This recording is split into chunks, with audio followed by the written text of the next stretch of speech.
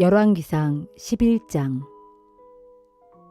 솔로몬 왕은 바로의 딸 외에도 모압 사람, 암몬 사람, 에돔 사람, 시돈 사람, 헷 사람 등 많은 이방 여자들을 사랑했다.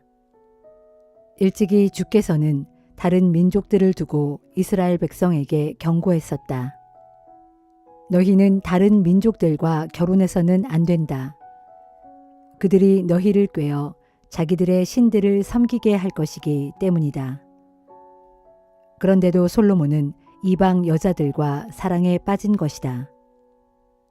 솔로몬이 왕비로 맞은 여자가 700명이요. 그 밖에도 첩이 300명이나 되었다. 이런 이방 여인들이 솔로몬의 마음을 빗나가게 했다. 솔로몬이 늙자 이방 여인들은 솔로몬의 마음을 다른 신들에게로 기울어지게 했다. 솔로몬은 이제 자기 아버지 다윗과는 달리 주를 온전히 섬기지 않았다. 그리하여 솔로몬은 시돈 사람들이 섬기는 아스다롯 여신과 암몬 사람들이 섬기는 밀곰을 섬기게 되었다.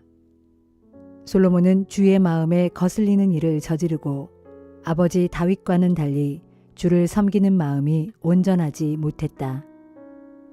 솔로몬은 또 모압 사람들의 우상 그모스와 암몬 사람들의 우상 몰렉을 섬기기 위해 예루살렘 동쪽의 산 위에다 산당까지 지었다.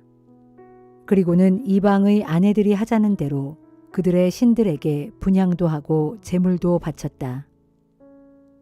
솔로몬이 이스라엘의 하나님 주께로부터 마음이 떠나자 주께서 솔로몬에게 진노하셨다. 주께서는 솔로몬에게 2번씩이나 나타나셔서 다른 이방 신들을 섬기지 말라고 경고하셨다. 그러나 솔로몬은 주의 경고를 따르지 않았다. 마침내 주께서 솔로몬에게 선포하셨다. 너는 나와 맺은 언약을 깨뜨리고 나의 명령에 따르지 않았다. 그러므로 나는 네 왕국을 분열시켜 너의 신하에게 넘겨줄 것이다. 네 아버지 다윗을 생각해서 내 생전에는 그렇게 하지 않겠지만 내 아들 대에는 나라를 둘로 갈라놓을 것이다. 하지만 나라 전체를 다 빼앗지는 않을 것이다. 나의 종 다윗을 위해 그리고 내가 선택한 예루살렘을 위해 오직 한 지파만은 남겨서 네 아들에게 줄 것이다.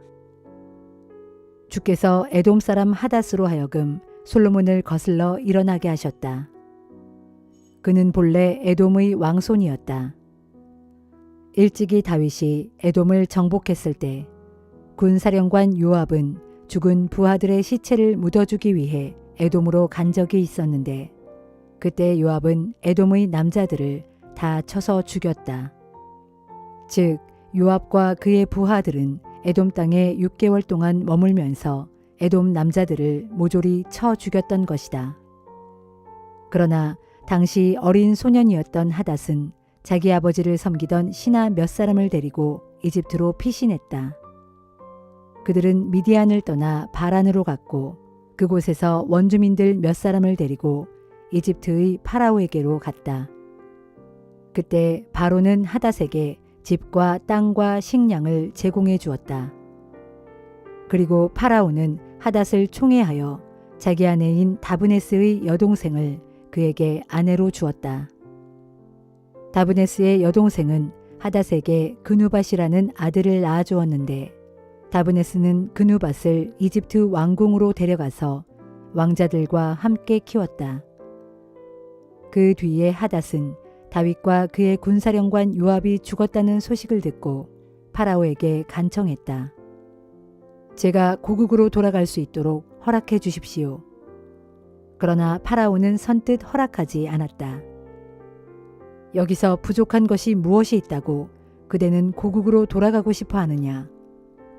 그러나 하닷은 굽히지 않았다. 이곳에서 부족한 것은 아무것도 없습니다. 하지만 고국으로 돌아가고 싶습니다. 제발 절 보내주십시오. 주께서는 솔로몬에게 대적할 또 한 사람을 일으키셨다. 그는 엘리아다의 아들 르손으로서 소바왕 하닷 에셀을 섬기다가 도망친 자였다. 일전에 다윗이 소발을 쳐서 하다데셀의 군대를 무너뜨리자 르손은 패잔병들을 모아 그 무리의 두목이 되었다. 그 뒤 르손은 다메섹으로 들어가 그곳을 지배했다. 이리하여 르손은 솔로몬이 살아있는 동안 하닷과 함께 내내 그의 대적이 되었다. 르손은 수리아의 왕이 되어 이스라엘을 계속해서 괴롭혔다. 느밧의 아들 여로보암도 솔로몬 왕에게 반기를 들었다. 그는 솔로몬의 신하 중 한 사람으로 에브라임 지파 소속의 스레다 출신이었다. 그의 어머니는 과부 스루아였다. 여로보암이 솔로몬 왕을 거슬러 반란을 일으키게 된 배경은 다음과 같다. 솔로몬이 다윗성의 밀로궁을 건축하고 다윗성의 성벽을 보수할 때였다. 여로보암은 일꾼들 중 단연 탁월한 데가 있어서 솔로몬의 눈에 띄었다. 솔로몬은 그를 요셉 가문에 속하는 부역군들의 감독으로 앉혔다. 그 무렵 여로보암이 예루살렘 성읍에서 나오던 길에 실로의 예언자 아히야를 만나게 되었다. 그때 아히야는 새 옷을 입고 있었다. 두 사람이 우연히 만난 곳은 한적한 들판이었다. 여로보암을 보자 아히야는 입고 있던 새 옷을 벗어 12조각으로 찢었다. 그리고는 여로보암에게 말했다. 여로보암, 당신이 이 찢어진 옷자락 가운데 10조각을 가지시오. 이스라엘의 하나님 주께서 당신에게 이렇게 말씀하셨소. 내가 솔로몬의 손에서 나라를 빼앗아 10지파를 네게 주겠다. 그러나 내 종 다윗과 예루살렘 도성을 생각해서 한 지파만은 솔로몬이 다스리도록 남겨두겠다. 이렇게 하는 이유는 솔로몬이 나를 떠나 시돈 사람의 여신 아스다롯과 모압 사람의 우상 그모스와 암몬 사람의 우상 밀곰을 섬겼기 때문이다. 솔로몬은 자기 아버지 다윗과는 달리 올바른 길을 걷지 않았고 내 법도와 명령을 지키지 않았다. 그럴지라도 나는 솔로몬의 손에서 나라 전체를 다 빼앗지는 않겠다. 나의 명령과 법규를 잘 따랐던 나의 종 다윗을 생각해서 솔로몬이 살아있는 동안에는 그를 계속 이스라엘의 통치자로 세울 것이다. 하지만 나는 솔로몬의 아들에게서는 나라를 빼앗아 내게 10지파를 맡기겠다. 솔로몬의 아들에게는 내가 한 지파만을 주어 내 이름을 간직하도록 선택한 예루살렘 도성의 불빛이 다윗의 이름과 함께 기억되도록 할 것이다. 하지만 나는 너를 택하여 네가 원하는 모든 지역을 다스리게 할 것이다. 너는 장차 이스라엘의 왕이 될 것이다.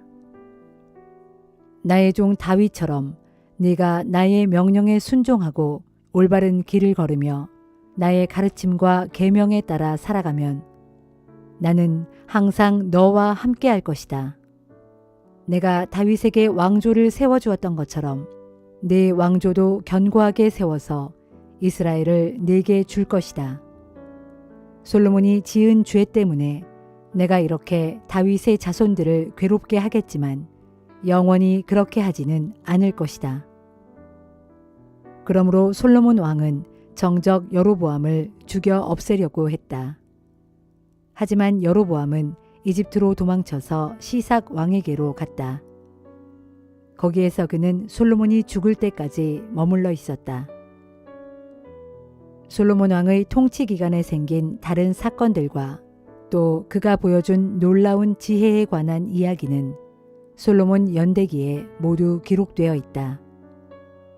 솔로몬은 40년 동안 예루살렘에서 온 이스라엘을 다스렸다.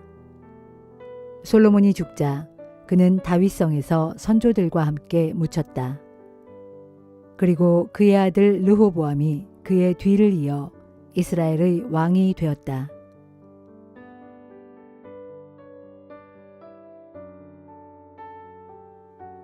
빌립보서 2장.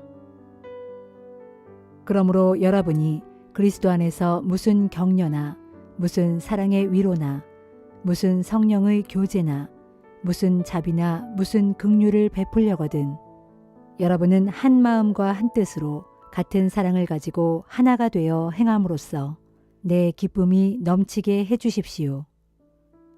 무슨 일을 하든지 이기심이나 허영으로 하지 말고 오직 겸손한 마음으로 자기보다 다른 사람을 더 낮게 여기십시오.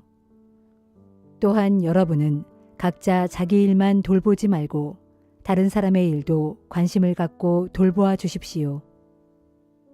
무엇보다 여러분은 그리스도 예수께서 여러분에게 보여주신 자세를 본받으십시오. 그리스도께서는 본래 하나님과 똑같은 분이면서도 하나님과 똑같은 자리에 있지 않으시고 도리어 자신을 온전히 비운 후에 종의 모습을 취하셔서 우리와 똑같은 사람이 되셨습니다.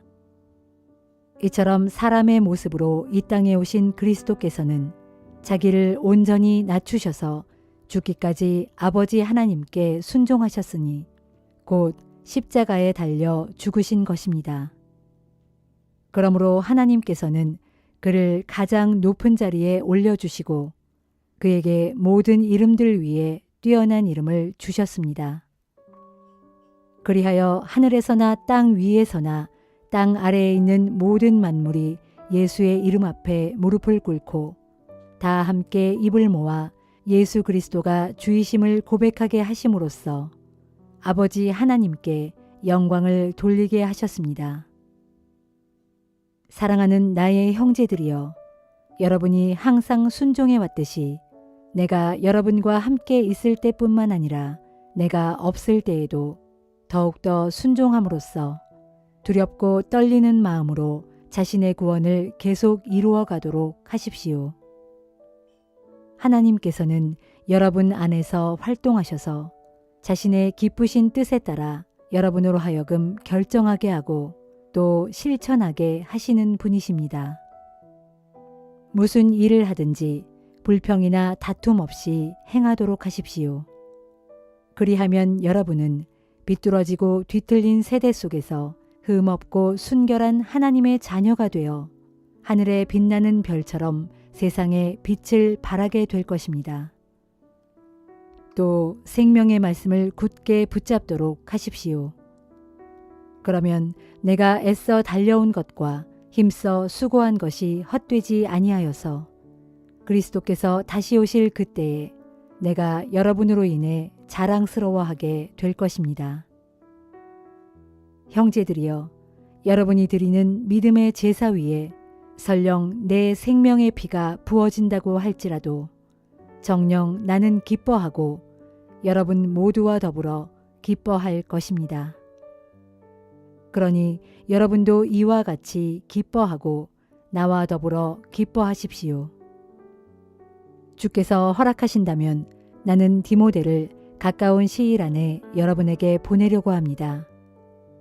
그가 다녀와서 여러분의 형편을 내게 전해주면 내가 기운을 받을 수 있을 것입니다. 지금 나에게는 디모데만큼 여러분의 일에 진정으로 마음을 쓰는 사람도 없습니다. 모두가 자기 일에만 정신이 팔려 예수 그리스도의 일에는 관심이 없지만 여러분도 아시다시피 디모데는 그렇지 않습니다. 그는 내가 복음을 전하는 일에 마치 자식이 아버지에게 하듯이 나를 성심성의껏 도와주었습니다. 그러므로 나는 내 형편이 파악되는 대로 디모데를 즉시 그리로 보낼 생각입니다. 그리고 나 또한 가까운 시일 안에 여러분을 찾아갈 수 있게 될 것이라고 주 안에서 확신하고 있습니다. 그러나 나는 내 형제요 동역자요 함께 군사된 전우인 에바브로 디도를 여러분에게 돌려보낼 필요가 있다고 생각합니다. 그는 내가 어려운 처지에 있을 때 나를 돕고 또 나의 필요를 공급해 주라고 여러분이 보내주었던 여러분의 사신입니다.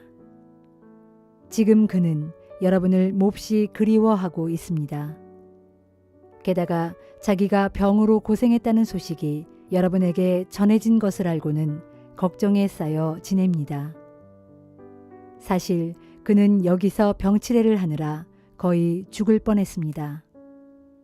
그러나 하나님께서 그를 보살펴 주셨습니다. 이처럼 하나님께서는 그에게 뿐만 아니라 나에게도 자비를 베푸셔서 슬픔 위에 또 슬픔이 겹치지 않도록 해주신 것입니다. 그런 이유로 나는 서둘러 에바브로디도를 여러분에게 돌려보내려고 합니다. 여러분이 그를 만나 기뻐하는 모습이 눈에 보이는 듯합니다. 그렇게 함으로써 나 역시 걱정을 한시름 덜게 될 것입니다. 그러므로 여러분은 주 안에서 기쁜 마음으로 그를 영접해 주십시오. 그런 사람은 귀한 대접을 받아야 마땅합니다. 진실로 그는 그리스도를 위해 일하다가 거의 죽을 뻔하였고 멀리 떨어져 있는 여러분을 대신하여 자기 목숨을 아끼지 아니하고 내 일을 힘껏 돌봐주었기 때문입니다.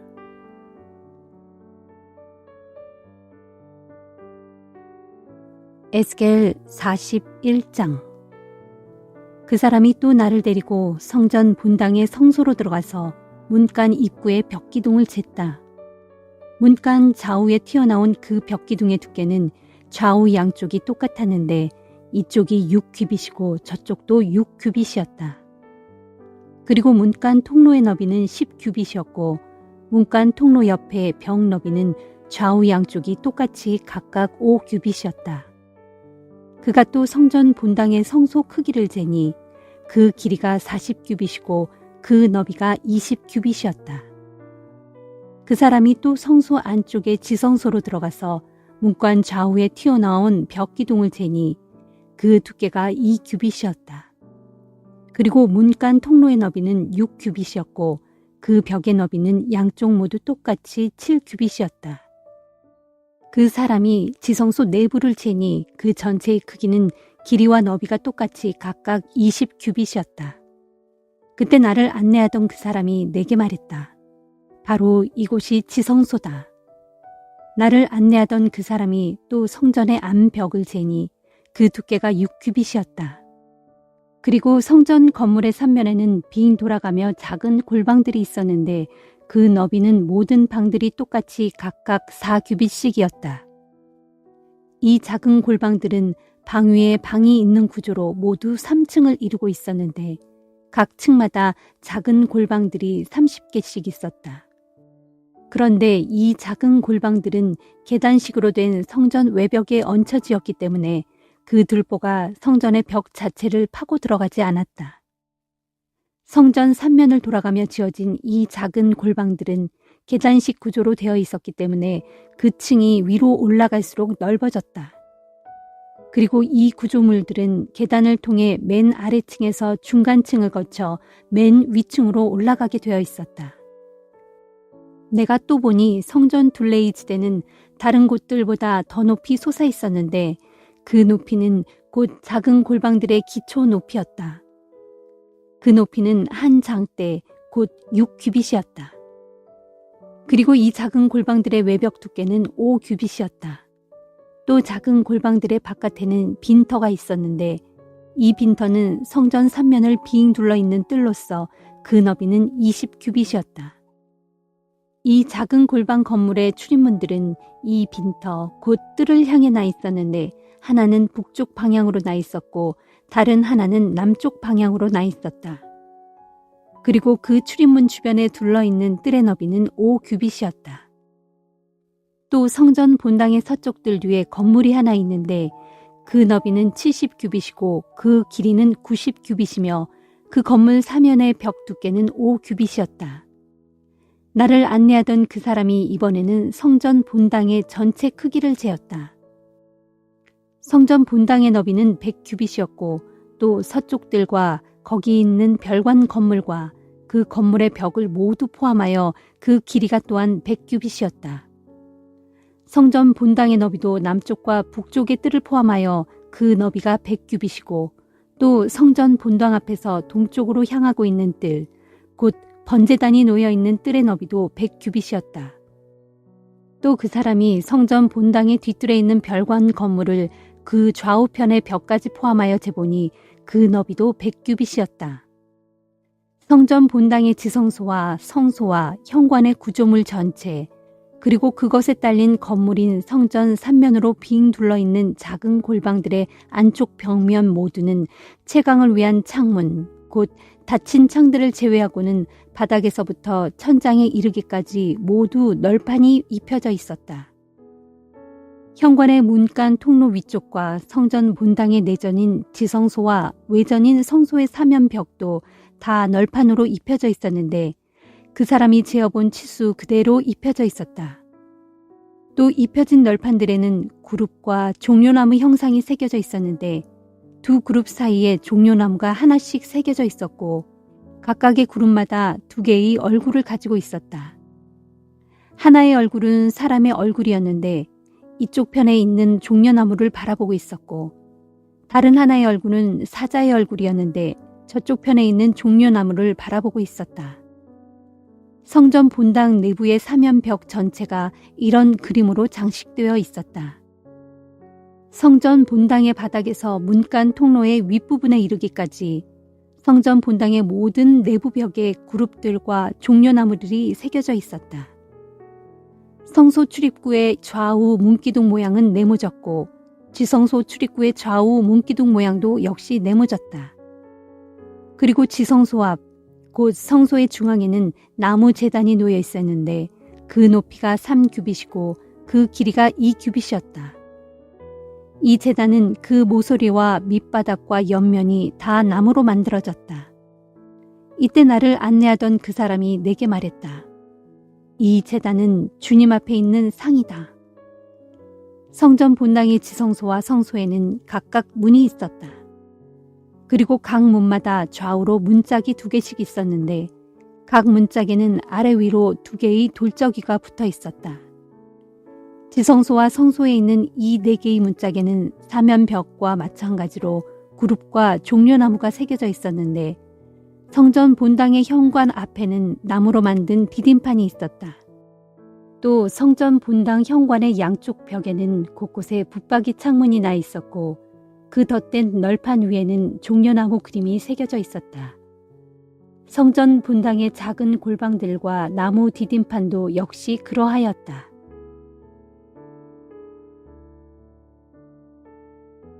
시편 92편. 지극히 높으신 주여, 주님께 감사하고 주님의 이름을 기리며 찬양하는 것은 참으로 멋진 일입니다. 아침마다 주님의 사랑을 말하고 저녁마다 주님의 신실하심을 이야기하는 것처럼 좋은 일이 어디에 또 있겠습니까? 시편금 가락에 맞추어 노래하고 비파와 수금가락에 맞추어 주님을 찬양합니다. 오 주여, 주께서 행하신 일들을 생각하면 기쁨이 넘쳐 흐릅니다. 주께서 손수 이루신 일들을 생각하면서 내가 기쁨에 넘쳐 노래합니다. 주여, 주께서 하시는 일마다 어찌 그리 위대한지요. 주의 생각이 어찌 그리 깊고 오묘한지요. 그러나 어리석은 사람들은 이것을 알지 못하고 미련한 사람들은 그것을 깨닫지 못합니다. 악인들이 잡초처럼 무성하게 돋아나고 사악한 자들이 활짝 핀 꽃처럼 크게 번성할지라도 결국 그들은 영영 멸망하고 말 것입니다. 하지만 주여, 오직 주님은 영원토록 높임을 받으실 것입니다. 오 주여, 주님의 저 원수들, 주님의 저 대적들은 깊이 잃고 멸망하고 말 것입니다. 악을 행하는 자들은 모두 산산이 흩어지고 말 것입니다. 그러나 주께서는 내 뿔을 들소의 뿔처럼 높이시고 좋은 기름을 내게 흠뻑 부어주셨습니다. 나를 거슬러 대적하던 자들이 고꾸라지는 것을 내 두 눈으로 분명히 보았고 나를 해치려던 사악한 원수들이 패하여 도망치는 소리를 내 두 귀로 똑똑히 들었습니다. 의로운 자들은 종려나무처럼 무성하게 우거질 것이고 레바논의 백향목처럼 높게 치솟을 것입니다. 그들은 주의 집에 심겨져 뿌리를 내린 자들이오니 우리 하나님의 뜰에서 무성하게 자랄 것입니다. 그들은 늙어서도 여전히 열매를 풍성히 맺고 진액이 넘쳐 언제나 푸르고 싱싱할 것입니다. 그리하여 그들은 이렇게 외칠 것입니다. 주님은 진실로 올곧은 분이시다. 주님은 나의 반석이시니 그분에게는 한 점 허물도 없도다. 시편 93편. 주께서는 세상을 다스리는 왕이시니 위엄의 옷을 입으시고 권능의 띠를 매셨도다. 주께서 다스리시는 세상은 든든하여 흔들리지 않도다. 주여, 주님의 보좌는 먼 옛날부터 아주 견고하였고 주께서는 영원 전부터 계셨습니다. 주여, 바다가 소리를 높이고 높여 미친 듯이 날뛰고 있습니다. 으르렁대며 큰 물결을 일으키고 있습니다. 그러나 저 높은 곳에 계시는 주께서는 미쳐 날뛰는 바다보다 더욱 힘차시고 으르렁대는 큰 파도보다 더욱 강하십니다. 오 주여, 세상을 다스리시는 주님의 법령은 견고하게 서 있습니다.